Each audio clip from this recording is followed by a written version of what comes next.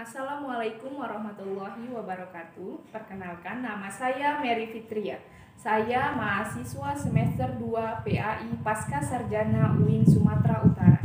Di sini saya akan menampilkan video tentang Dinasti Abbasiyah, mata kuliah Sejarah Peradaban dan Pemikiran Islam. Jangan lupa saksikan video berikut ini.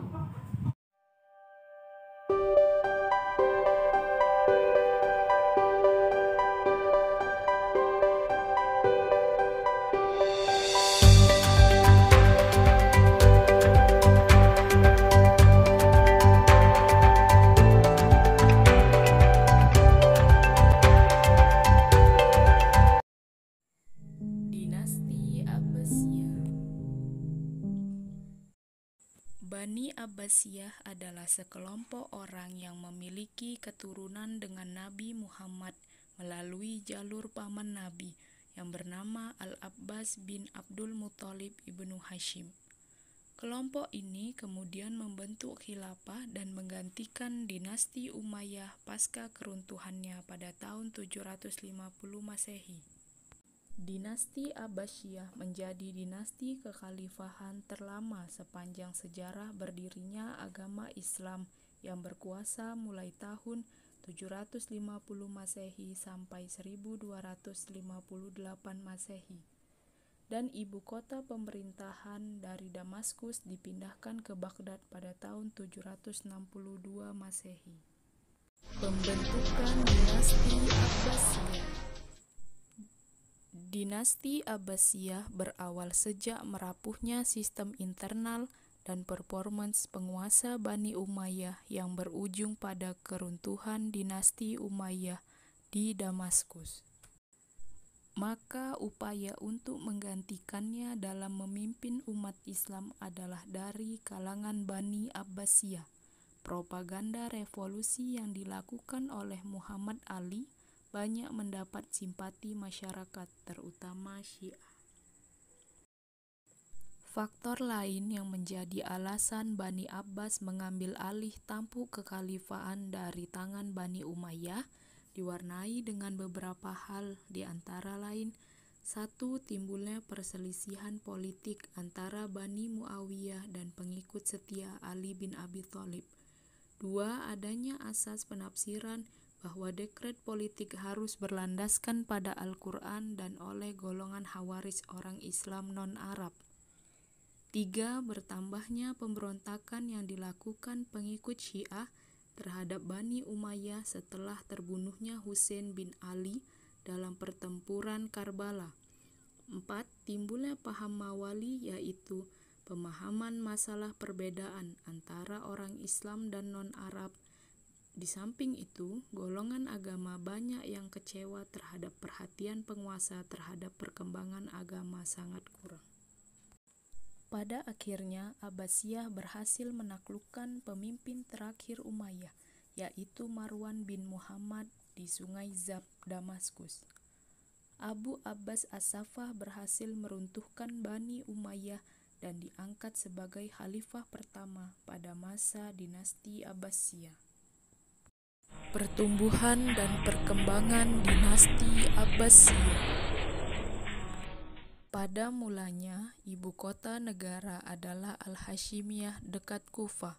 Namun, untuk lebih memantapkan dan menjaga stabilitas negara yang baru berdiri itu, Al-Mansur memindahkan ibu kota negara ke kota yang baru dibangunnya, yaitu Baghdad, dekat ibu kota Persia, pada tahun 762 Masehi. Dengan demikian, pusat pemerintahan dinasti Bani Abbas berada di tengah-tengah bangsa Persia.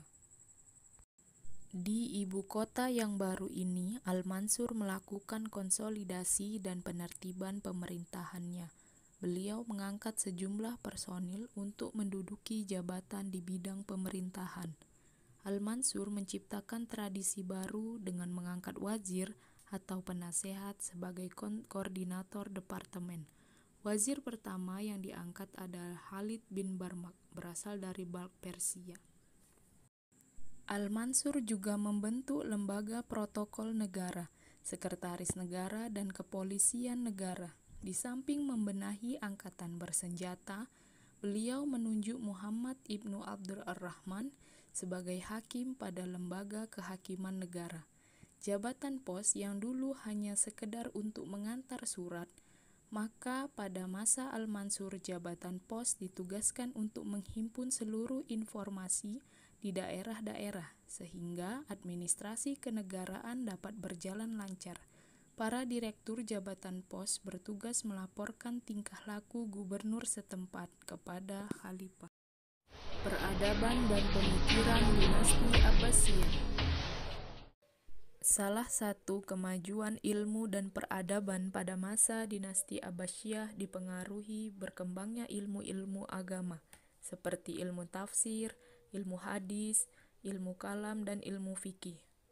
Disiplin ilmu lainnya juga berkembang pada masa dinasti Abbasiyah, seperti bidang filsafat, kedokteran, astronomi, matematika, geografi, optika, dan lain-lain. Nah, teman-teman, berikut tokoh-tokoh dari setiap bidang ilmu.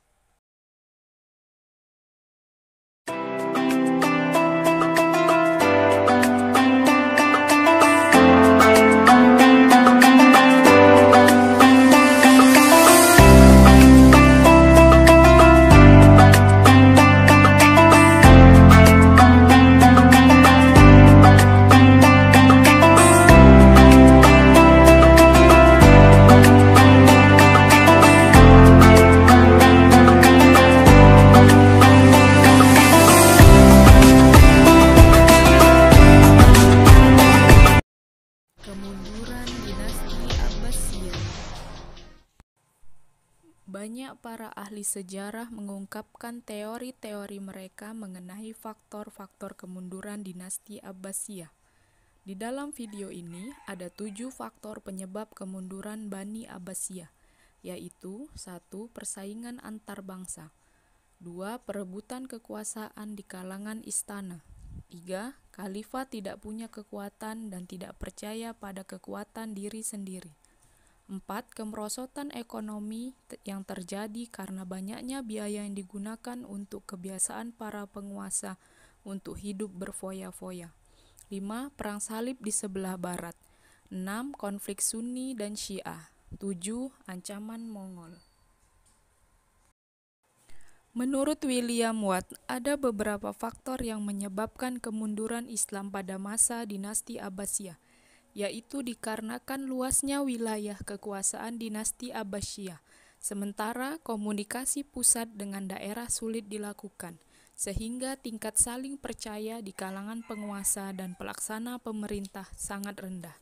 Selanjutnya, dengan profesionalisasi angkatan bersenjata, ketergantungan khalifah kepada mereka sangat tinggi. Kemudian, keuangan negara sangat sulit karena biaya yang dikeluarkan untuk tentara bayaran sangat besar. Pada saat kekuatan militer menurun, khalifah tidak sanggup memaksa pengiriman pajak ke Baghdad. Kehancuran dinasti Abbasiyah. Kehancuran dinasti Abbasiyah ditandai dengan kedatangan bangsa Mongol ke wilayah Bani Abbas dengan perjalanan menghancurkan daerah-daerah sejak tahun 1291 Masehi sampai 1258 Masehi. Selanjutnya, Khalifah Al-Mu'tasim menyerah tanpa perlawanan dan dibunuh.